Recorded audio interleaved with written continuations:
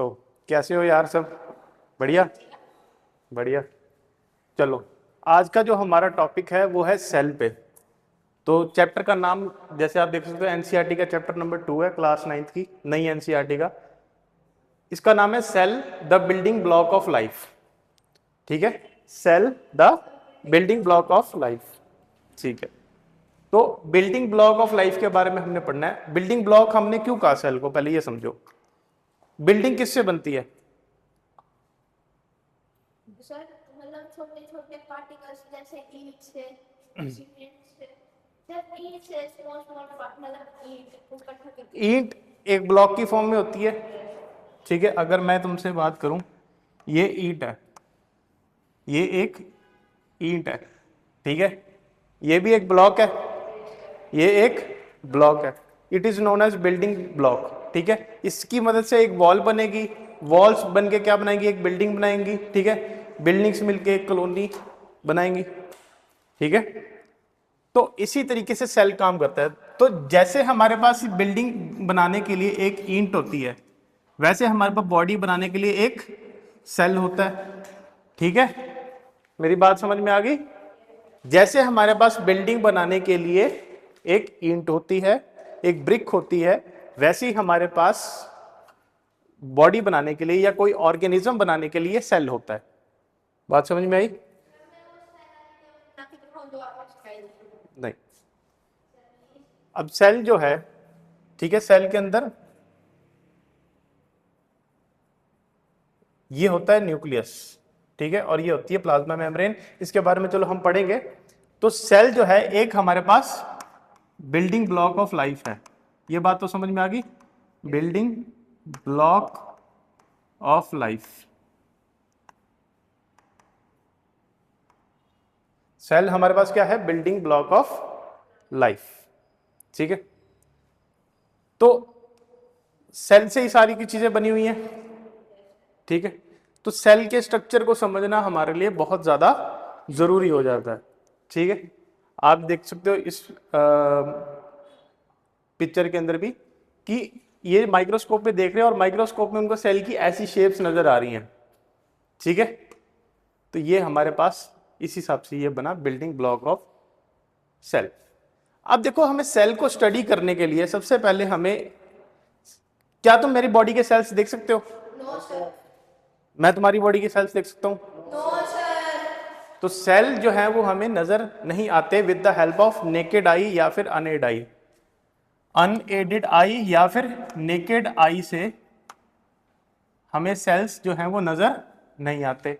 तो इसके लिए हमें एक स्पेशल डिवाइस चाहिए होगा। जो चीजें हमें नजर नहीं आती उसके लिए हमें एक स्पेशल डिवाइस चाहिए होता है, और उस स्पेशल डिवाइस का नाम है माइक्रोस्कोप। उस स्पेशल डिवाइस का नाम है माइक्रोस्कोप। अब सेल्स का साइज होता है वो माइक्रोन्स में होता है। ठीक है, किसमें? इसलिए इसका नाम माइक्रोस्कोप है, और माइक्रो ऑर्गेनिजम्स को देखने के लिए भी यूज होता है। ठीक है, तो सेल के अंदर आपको दो चार चीजें इंपॉर्टेंट पता होनी चाहिए कि सेल जो है इसकी मैग्नीफाइड इमेज बनाता है। कैसी इमेज बनाता है? मैग्नीफाइड। मतलब क्या है कि ये सेल जो है उसके साइज को एनलार्ज करके दिखाता है। मान लो ये पेन जो है, ये पेन अभी लगभग 10 से 12 सेंटीमीटर का है। ठीक है, ये आपको एनलार्ज होके नजर आएगा। ठीक है, इसका साइज एनलार्ज हो जाए। जैसे आप दूरबीन से देखते हो, दूर की चीजें आपको बड़ी एनलार्ज नजर आती हैं, पास नजर आती हैं। ठीक है, तो वैसे ही ये माइक्रोस्कोप भी काम करता है। माइक्रोस्कोप भी इमेजेस को मैग्नीफाइड करता है। ठीक है, अब माइक्रोस्कोप बेटा दो तरीके के होते हैं। माइक्रोस्कोप दो तरीके के होते हैं बेटा, मुझे पता है, दो तरीके के होते हैं। और माइक्रोस्कोप सबसे पहला एक होता है सिंपल माइक्रोस्कोप, और एक होता है कंपाउंड माइक्रोस्कोप। सिंपल माइक्रोस्कोप और कंपाउंड माइक्रोस्कोप। सिंपल माइक्रोस्कोप क्या होता है बेटा? ये सिर्फ एक ही लेंस से बना होता है, ओनली वन लेंस। ठीक है, एक ही लेंस का यूज किया जाता है, लेकिन इसमें दो लेंसेस का यूज किया जाता है, टू लेंसेस का यूज किया जाता है। ये बात याद रखना, सिंपल के अंदर सिर्फ एक ही लेंस यूज होता है, कंपाउंड के अंदर दो लेंसेज का यूज होता है। दो लेंसेज में से हमारे जो यूज होते हैं वो होते हैं एक आईपीस, क्या है? आईपीस एक लेंस को बोलते हैं और एक को ऑब्जेक्टिव बोलते हैं। अभी पढ़ाता हूँ, ठीक है। तो ये दो लेंसेज होते हैं हमारे, इसमें एक होता है आईपीस और एक होता है ऑब्जेक्टिव, ठीक है। तो जो हमारे पास आजकल अवेलेबल होता है कॉमनली लैब्स के अंदर वो होता है light compound microscope. Light compound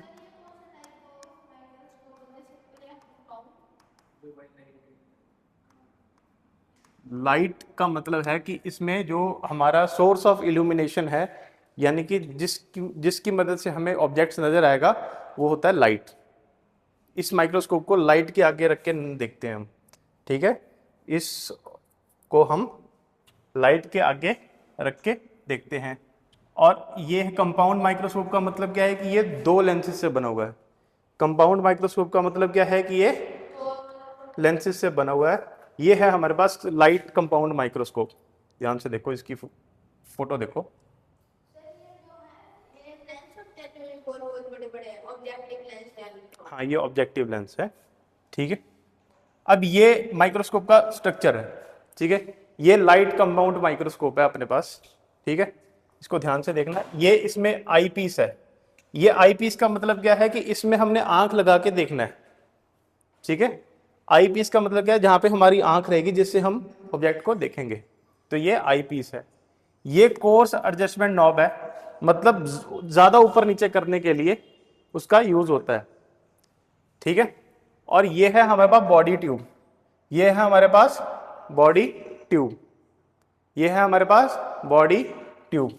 ये है हमारे पास स्टेज। इसके ऊपर हमारी स्लाइड रखी जाती है।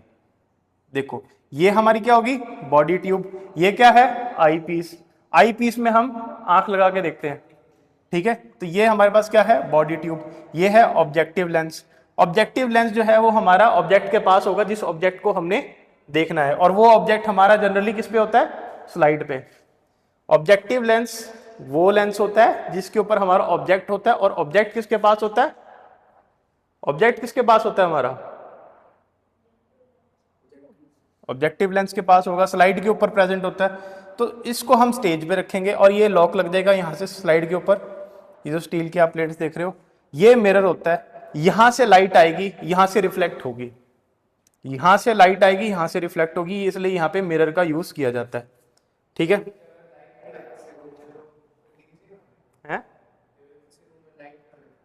ना, फिर नहीं नजर आएगा। ये लाइट चाहिए होती है इसके लिए, सोर्स ऑफ इल्यूमिनेशन लाइट, तभी तो लाइट नाम है इसका, लाइट माइक्रोस्कोप। तो ये लाइट यहां से आएगी और यहां से नजर आएगा। यहाँ पे एक हमारे पास फाइन एडजस्टमेंट नॉब भी है कि थोड़ा बहुत ऊपर नीचे करने के लिए, मतलब। तो ये हमारे पास हैंडल है। ये हमारे पास क्या है, हैंडल। इस हैंडल की को हम ऐसे टिल्ट कर सकते हैं। ये जो तुम आम देख रहे हो यहाँ पे, ये जॉइंट देख रहे हो, ये वाला, ये जॉइंट देख रहे हो, ये वाला जॉइंट देखो ध्यान से। तो ये जो इस जॉइंट से हम इसको ऐसे टिल्ट करके देख सकते हैं। मान लो हम ऐसे, अब यहां से आंख से देखना कितना डिफिकल्ट हो जाता है, तो ठीक है, तो हम यहाँ पे टिल्ट करके देखते हैं। अब इन माइक्रोस्कोप्स में जनरली जो है वो 10x और 100x तक का मैग्निफिकेशन कर सकते हैं हम। 10x और 100x का क्या मतलब है कि कोई भी ऑब्जेक्ट जो है वो हमें 10 टाइम्स बड़ा नजर आ सकता है। 100x का मतलब क्या है, कोई भी ऑब्जेक्ट हमें 100 टाइम्स नजर आ सकता है। बात समझ में आई? तो ये हमारे पास है माइक्रोस्कोप। अच्छा, एक ये इलेक्ट्रॉन माइक्रोस्कोप भी होता है। ये अभी इससे तो हमें सेल नजर आएंगे लाइट माइक्रोस्कोप से, इससे हमें ऑर्गेनेलीज तक नजर आ सकती हैं, सेल के अंदर तक का पार्ट नजर आ सकता है, ठीक है। तो अब हमारा जो चैप्टर जो है ये यहां से शुरू होता है, स्ट्रक्चर ऑफ सेल, ठीक है। स्ट्रक्चर ऑफ सेल, इसको हमने ध्यान से समझना है। किसको? Structure of cell. Structure of cell में क्या है हमारे पास,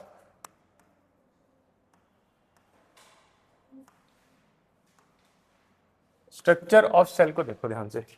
देखो कोई भी सेल है, एक बात आपने याद रखनी है, उसमें तीन चीजें हमने यूनिवर्सली पढ़नी ही पढ़नी है, ठीक है। और वो तीन चीजें जो है वो ऑलमोस्ट प्रेजेंट होती ही हैं, ऑलमोस्ट प्रेजेंट होती हैं, ठीक है। एक्सेप्शंस भी हैं इसमें, इसको अलग कलर से बनाते हैं यार।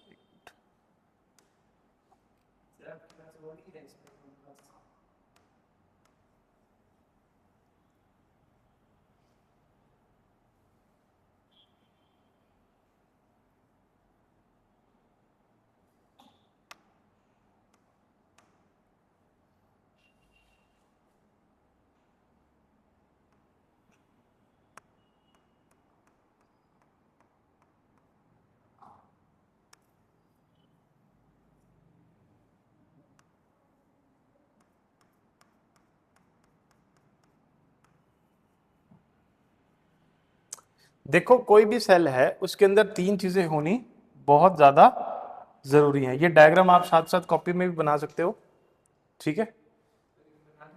अभी एक मिनट, ये देखो, ये पहले समझ लो इसको। सेल मेम्ब्रेन,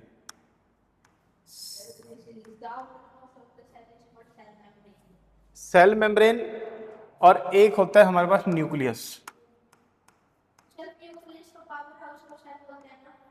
नहीं, न्यूक्लियस और ये हमारे पास है साइटोप्लाज्म, ठीक है।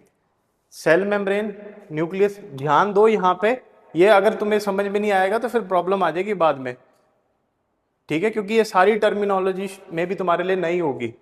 इधर देखो, सेल मेम्ब्रेन जो है ये हमारे पास आउटर कवरिंग होती है सेल की, ये हर सेल में प्रेजेंट होती है, वेदर इट इज प्लांट और एनिमल, बैक्टीरिया, कोई भी सेल होगा तो उसमें सेल मेम्ब्रेन हमेशा प्रेजेंट होगी।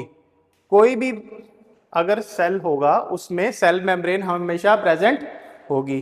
कोई भी अगर सेल होगा तो उसमें सेल मेम्ब्रेन हमेशा प्रेजेंट होगी। कोई भी अगर सेल होगा तो उसमें सेल मेम्ब्रेन हमेशा प्रेजेंट होगी। ये हमारे पास होता है न्यूक्लियस बीच में, सेंटर में, ठीक है।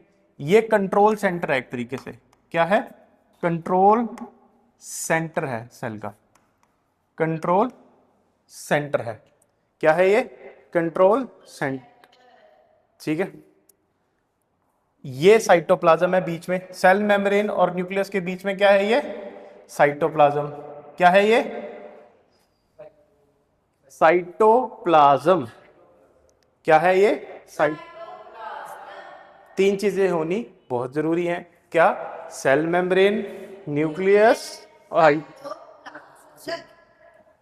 Very good. तो इतनी बात आपको क्लियर होगी। तो अब हम शुरू करते हैं सेल मेम्ब्रेन से। तीन चीजें जरूर पढ़नी है, बाकी की चीजें जो हैं उसमें थोड़ी बहुत वेरिएशंस होती हैं, वो मैं आपको पढ़ाऊंगा। साइटोप्लाज्म के अंदर ना ऑर्गेनेलिज होती हैं, अभी पढ़ाऊंगा, तो उसमें तुम्हें डिटेल में पता लगेगा कि उनमें क्या क्या वेरिएशंस अलग अलग तुम्हें देखने को मिलेंगी, ठीक है। तो देखो, the universal feature of cell is known as cell membrane, और इसको हम प्लाज्मा मेम्ब्रेन भी बोलते हैं। क्या बोलते हैं, प्लाज्मा मेम्ब्रेन। क्या बोलते हैं, क्या बोलेंगे, क्या बोलेंगे,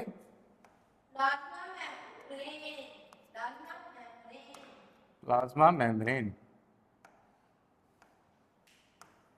प्लाज्मा मेम्ब्रेन या फिर सेल मेम्ब्रेन। अब देखो ये सेल के बाहर होती है, ठीक है, आउटर सरफेस पे प्रेजेंट होती है, तो इसका क्या काम होगा, खुद सोच के बताओ।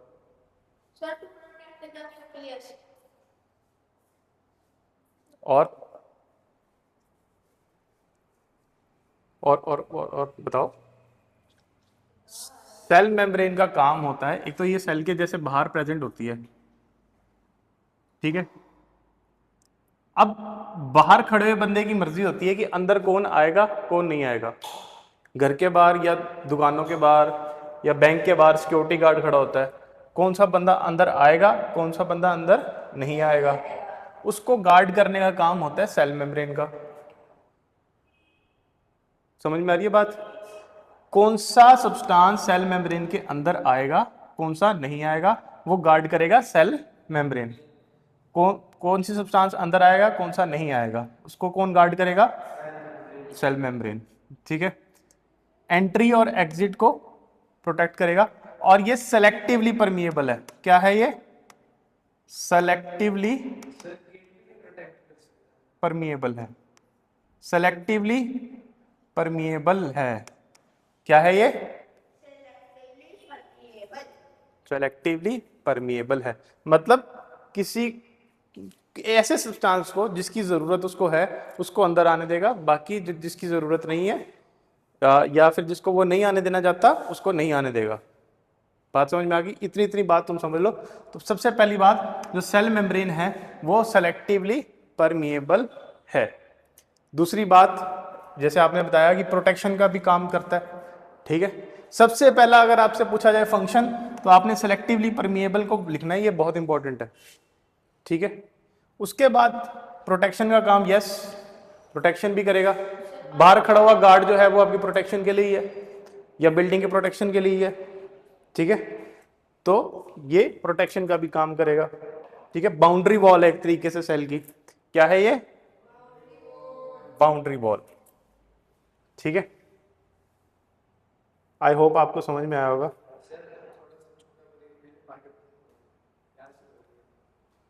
Cell membrane